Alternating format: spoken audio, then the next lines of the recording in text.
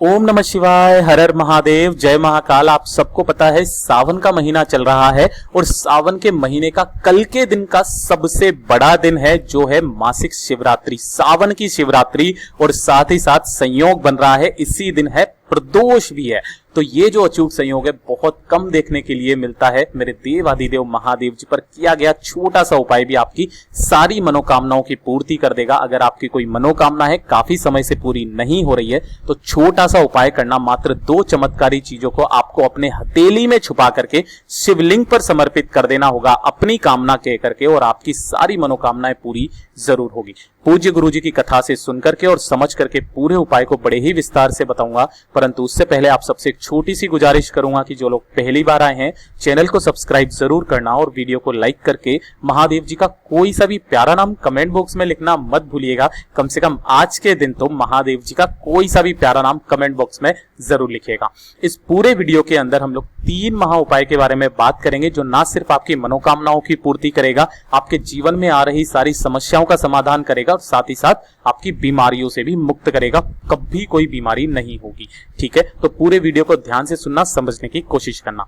सबसे पहले बात करते हैं पहले वाले उपाय की तरफ। देखिए, अगर आपकी कोई मनोकामना है, कोई विश है जो काफी समय से पूरी नहीं हो रही है, आपने खूब हाथ पैर मार लिए लेकिन फिर भी आपकी कोई मनोकामना है जो पूरी नहीं हो रही है, तो छोटा सा उपाय करना। ये जो शिवरात्रि के दिन किया जाता है उपाय, ध्यान से सुनना, समझने की कोशिश करना। सुबह करना चाहो सुबह कर लेना, शाम को करना चाहो शाम को कर लेना, सारी मनोकामनाएं आपकी पूरी जरूर होगी, ठीक है। अब ध्यान से सुनना, इस वाले उपाय के लिए आपको चाहिए क्या? आपको चाहिए काली मिर्च।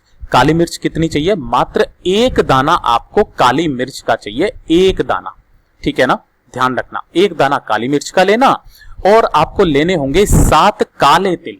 कितने? 7 काले तिल। गिनती ध्यान रखना, बस गुरुदेव ने जैसा बताया वैसा ही बताऊंगा, ठीक है। 1 काली मिर्च और 7 काले तिल, और साथ ही साथ ले लेना 1 लोटा तांबे का, जिसके अंदर आपको भरना होगा अपने घर का शुद्ध जल। कहीं और का मत लेना, मंदिर का जल मत लेना। इस उपाय में आपको अपने घर का शुद्ध जल ले लेना है और इन तीनों चीजों को लेकर के पहुंच जाना महादेव जी के मंदिर शिवलिंग के पास में, ठीक है।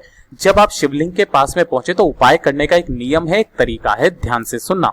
सुबह जाना चाहो सुबह चले जाओ, शाम को जाना चाहो शाम को चले जाओ, कोई दिक्कत नहीं है। आपको उत्तर दिशा, आपको जो अपना फेस रखना है ना, वो रखना है उत्तर दिशा की तरफ, नॉर्थ डायरेक्शन की तरफ, ठीक है।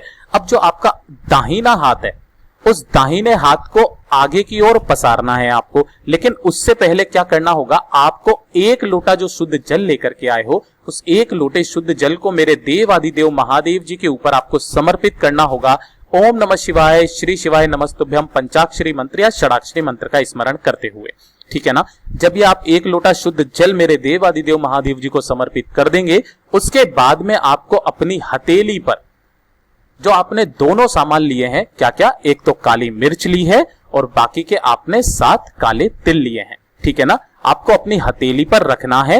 हथेली पर रखने के बाद आपको अपनी मुट्ठी से बंद कर लेना है इसे, ठीक है ना। और वहीं पर महादेव जी के तरफ आपको करते हुए आपको अपनी मनोकामना कहनी है और अपनी मनोकामना कह करके शिवलिंग के ठीक ऊपर, यहां पर और कहीं पर मत कर देना, शिवलिंग के ठीक ऊपर आपको उन सभी सामग्रियों को, जो भी आपने 1 काली मिर्च और 7 काले तिल के दाने लिए हैं, उन्हें आपको शिवलिंग के ठीक ऊपर समर्पित कर देना है, ठीक है ना। जब आप समर्पित करेंगे, आपका जो हाथ है ना वो एकदम उल्टा होगा, इस तरीके से, है ना, इस तरीके से। और उल्टा करके वहां का वहीं आपको अपना हाथ उठाना नहीं है, वहीं छोड़ करके और वहीं पर टच करे रहना है अपनी हथेली को, और फिर से वापस एक बार अपनी मनोकामना वापस बोल देनी है, ठीक है, बस। और उसके बाद अपना हाथ उठा करके 2 मिनट यहां पर बैठ जाना, और बैठने के बाद में आपको 2 मिनट के लिए महादेव जी का स्मरण करना है। कोई सा भी, जो भी आपके पास पंचाक्षरी मंत्र आए, षडाक्षरी मंत्र आए, ओम नमः शिवाय, श्री शिवाय नमस्तुभ्यम, उसका थोड़ी देर स्मरण करना और स्मरण करने के बाद में घर की तरफ वापस लौट आना। आपकी जो भी मनोकामना होगी अगली शिवरात्रि तक पूरी जरूर होगी। पूज्य गुरु जी ने जैसा बताया वैसा आसान भाषा में आपको बताने का पूरा प्रयास किया। ये हो गया पहला उपाय, ठीक है।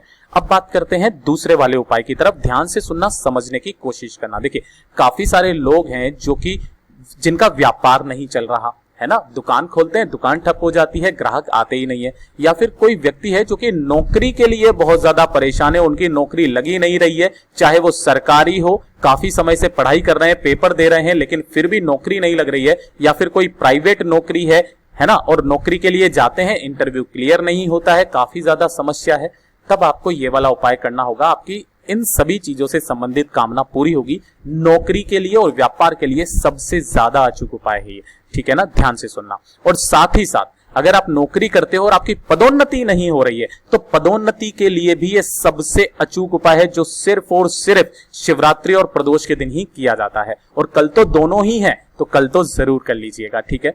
आपको चाहिए होगी इसके लिए एक बेलपत्र।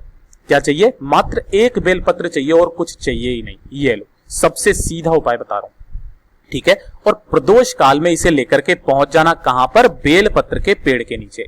किस समय जाना है? प्रदोष काल, यानी कि शाम के समय पर, सूर्यास्त के आधे घंटे पहले, आधे घंटे बाद का समय। प्रदोष काल में आप पहुंच जाओगे बेलपत्र के पेड़ के नीचे। यहां पर पहुंचने के बाद में आपको अपना फेस जो है वो रखना है उत्तर दिशा की तरफ, है ना। किस दिशा में?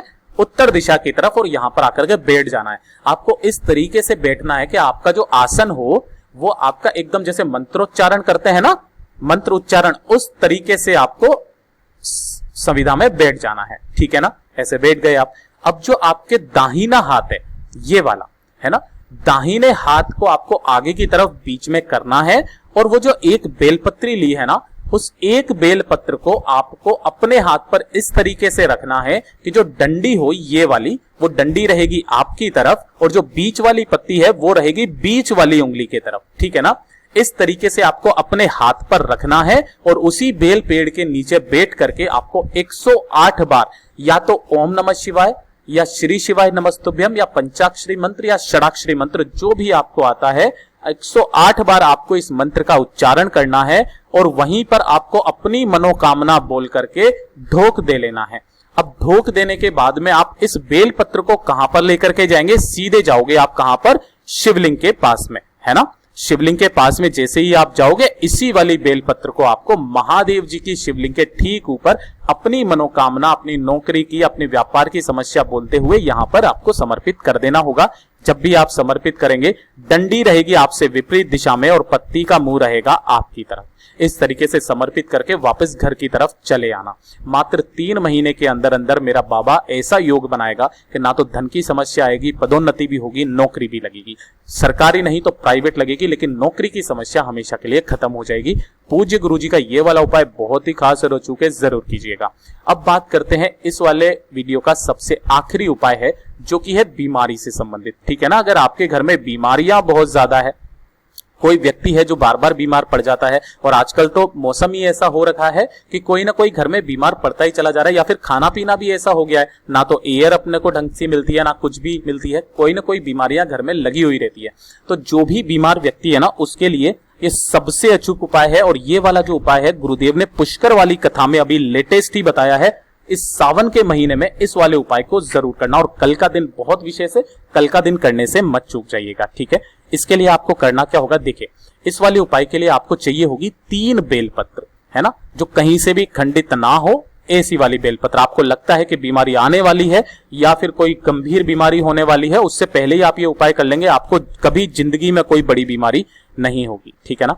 3 बेलपत्र ले ली, ठीक है। और आपको लेने होंगे 2 लोटे जल के, है ना, 2 लोटे लेना और जल के लेना, ज्यादा नहीं लेना है, लेकिन 2 लोटों में लेना है आपको, ठीक है ना। और 3 बेलपत्र, इन तीनों बेलपत्र 2 लोटे जल को लेकर के पहुंच जाना महादेव जी के मंदिर शिवलिंग के पास। सुबह जाना चाहो सुबह चले जाओ, शाम को जाना चाहो शाम को चले जाओ, कोई दिक्कत नहीं है। अब ध्यान से सुनना, इस वाले उपाय में कुछ एक नियम है, उसी तरीके से करना होता है।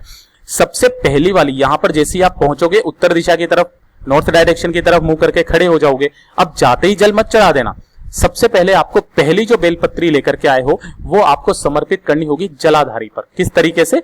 बड़ी वाली पत्ती शिवलिंग के और जो डंडी है वो इस दिशा में, ठीक है। ये हो गई आपकी पहली बेलपत्र।